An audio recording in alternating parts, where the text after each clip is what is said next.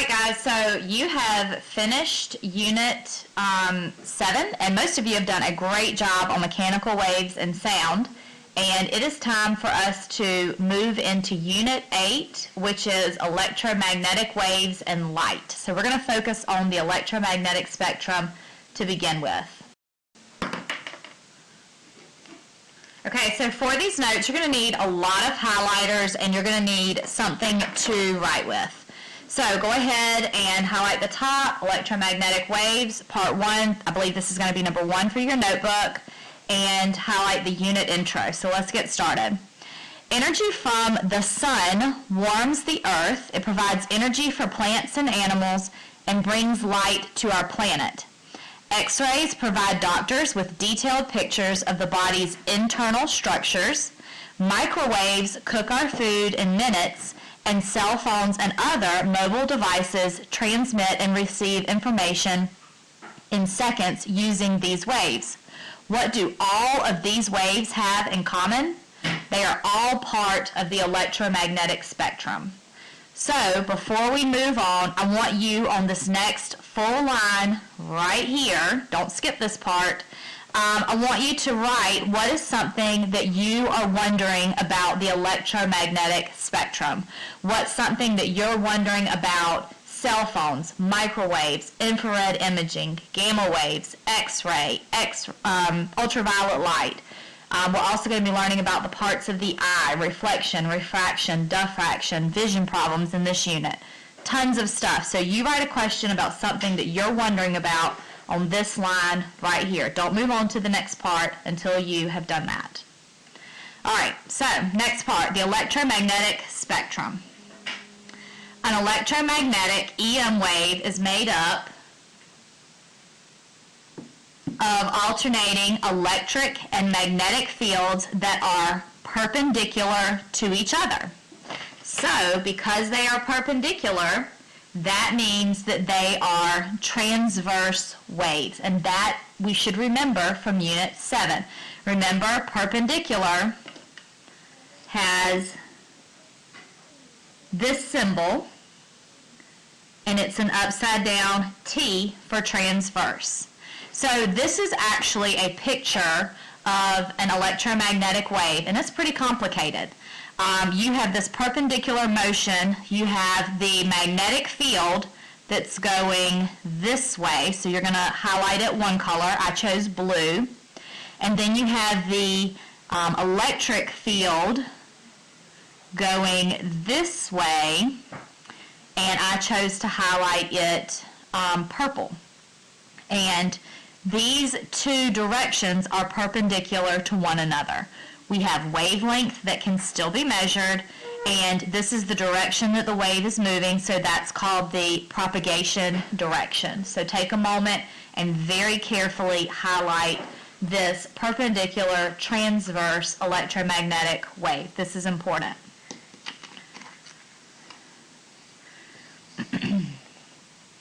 All right, so unlike mechanical waves, EM waves, and that's what we're going to start calling electromagnetic just to shorten it, they do not need a medium to travel through. This is especially important because the sun releases its energy as electromagnetic waves. Because these waves do not require a medium, they are able to transfer that energy through the vacuum of space. These EM waves deliver energy necessary for life on Earth. So this is a really important paragraph right here. And just to kind of prove how much energy comes from the sun, I wanted to include this. The Earth receives 1/2 billionth of the sun's energy output. So Earth, if we were to take the sun's energy output and divide it into 2 billion pieces, the Earth got one of those 2 billion pieces. 34% of that would reflect back. 42% of that 2 billionth little piece would be used to warm the land and water. 23% of it is used in the Earth's water cycle.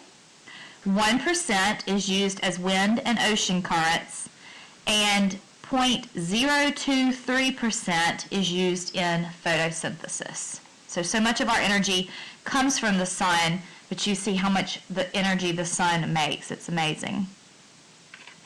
All right, so several types of EM waves exist. What does EM stand for? Remember, that's abbreviated for electromagnetic. Each type has a different wavelength. This is how we can tell, oh, that's a radio wave. Oh, that's an ultraviolet wave, is by its wavelength. So a quick review from Unit 7, because that may seem like ages ago. Recall from Unit 7 that frequency and wavelength are inversely related.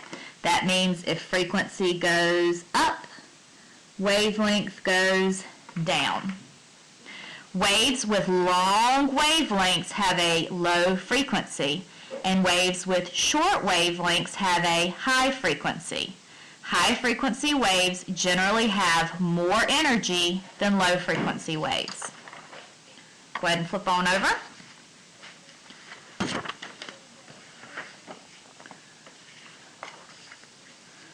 The full range of the electromagnetic waves is known as the electromagnetic spectrum. A spectrum is like a whole range of things. All EM waves travel at the same speed, approximately 300,000 kilometers per second, or 186,000 miles per second in a vacuum. That's fast. EM waves vary greatly in wavelength and frequency and are categorized by the size of their wavelengths as shown below. So you're going to take your highlighters or your color pencils, pause the video, and highlight this appropriately. We have radio going to gamma. We have our frequency and wavelength. We have what these look like. And then in our visible spectrum, we have Roy G. Biv.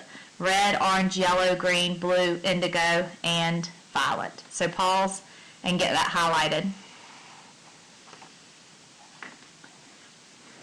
So there are 7 parts of the electromagnetic spectrum. We're going to talk about each of them.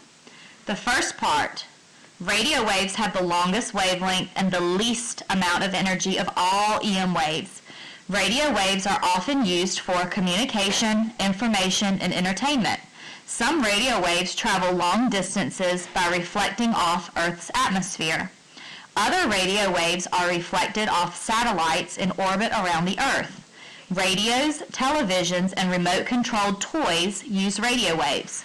What are some of your favorite radio and TV stations? Take a moment and answer that on that line. So there's AM and FM radio waves.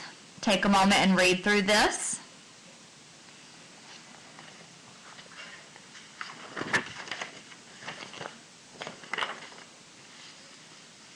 Microwaves. Microwaves have shorter wavelengths than radio waves. You are familiar with the use of microwaves in cooking.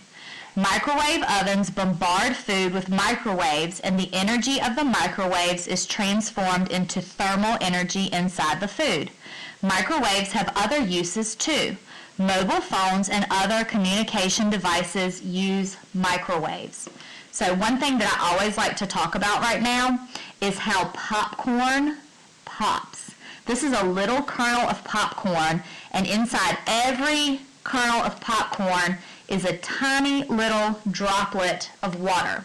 And when those microwaves, when you put that popcorn in the microwave oven, those microwaves go into that popcorn kernel, and that causes the water to vibrate so fiercely that it goes from the state that it's in to a gas, and when it goes to a gas, it explodes outward, causing that popcorn kernel to bust open. And when you open that bag of popcorn and you see the steam coming out, that's the little drops of water that was in there. That's what made that steam, or the little drops of water that was in that kernel of popcorn from the microwaves. All right, next we've got infrared light. Is the part of the EM spectrum associated with heat. These waves have wavelengths shorter than those in microwaves. Heat from the sun travels to Earth in the form of infrared waves. Even though we cannot see infrared waves, we can feel their warmth coming from the sun or a campfire. If you use a toaster oven, you are using infrared waves to cook your food. When the coils of the toaster glow red, you are not seeing infrared waves. You are seeing some of the red light from the that the toaster produces in addition to infrared waves. The heat that toasts your bread is from the infrared waves, which humans are unable to see. The most common use of infrared in everyday life is thermal imaging.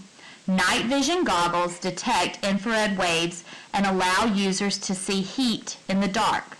Snakes and mosquitoes have a particularly well-developed ability to sense heat in the dark thanks to infrared vision.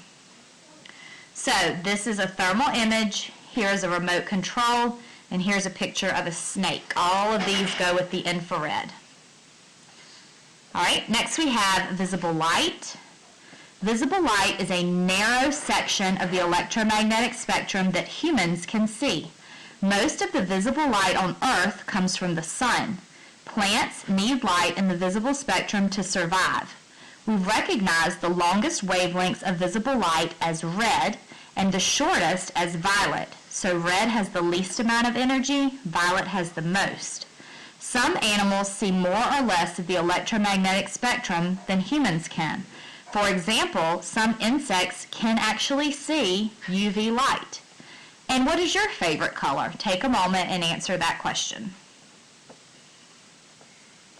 So visible light can be divided into 7 colors based on their wavelength. The wavelength range for each color is shown to the right. The wavelengths of visible light are measured in nanometers. A nanometer is equal to 1/1,000,000th of a meter. Recall the relationship between wavelength, frequency, and energy. Which color of visible light transmits the most energy? Explain your answer using the data from the chart. So when we look here, whoever has the shortest wavelength is going to have the highest frequency and therefore the most energy. Therefore, it is violet because it has the shortest wavelength in nanometers.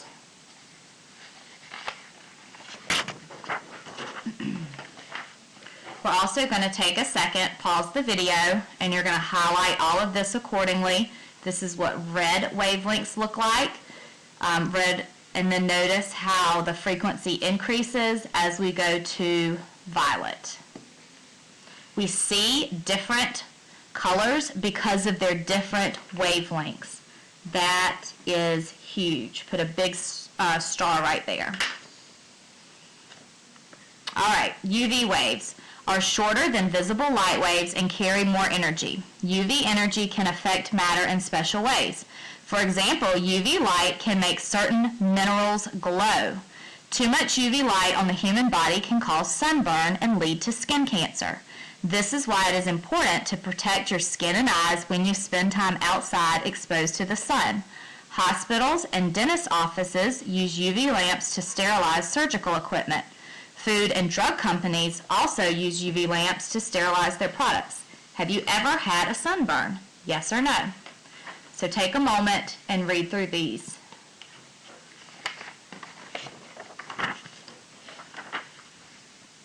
Okay, next we have X-rays. X-rays travel through most soft surfaces but not hard, dense materials such as lead. So X-rays with their short wavelengths and high energy travel through soft tissue such as skin and muscle, but not through harder materials such as bone and teeth. This is why X-rays are used to make images of broken bones and cavities in teeth. In airports, X-rays are used in security checks to see whether dangerous objects are hidden in people's luggage. Large amounts of X-rays can damage living tissue, which is why it is important to limit exposure to these kinds of electromagnetic waves. When your dentist X-rays your teeth, you wear a lead covering to keep X-rays out of the rest of your body. Have you ever had an X-ray? Yes or no? If yes, where? And answer that there. Gamma rays have the shortest wavelength and the highest energy of all the EM waves, making them the most harmful type. Gamma rays can kill living cells. Gamma rays can be used in specialized cancer treatments to target and kill cancer cells in the body. Reactions in nuclear power plants produce gamma rays. Nuclear power plants have shielding designed to protect people and the environment from these high energy waves.